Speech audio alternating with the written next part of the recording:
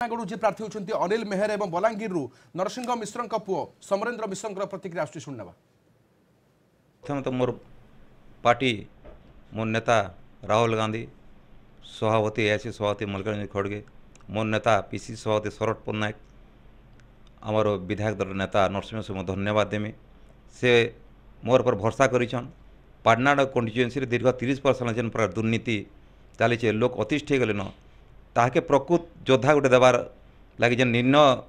रूप नहीं मत टिकट देवा लगी उपयुक्त भावीचन से पहला मोर नेता मोर पार्टी को मैं धन्यवाद दूचे। देखुन मुद्दा तो बहुत गुड़े अच्छे किंतु लोकर जेन मौलिक समस्या आज रोचे विभिन्न गाँव मान जाऊँ घर घर भी जाऊँ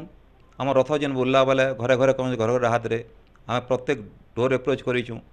निश्चित भाव में आम विजय लाभ करमु लोकर आशीर्वाद निहाती रहबा से माने जानी सारे 30 बरस से देकरी काଣା से उताप कर सारे से दुर्नीति के दुर्नीति रे अतिष्ठ होकर कांग्रेस का विकल्प भावी सारे और निश्चित भाव में मोर आशा विश्वास अच्छे कि पाटनागढ़ जनसाधारण कांग्रेस के एका समर्थन देकर विजय करवार लगे मोर संपूर्ण विश्वास अच्छे आम पाटनागढ़ कंस्टिट्युएन्सी आम निर्वाचन मंडल समस्त जनसाधारण।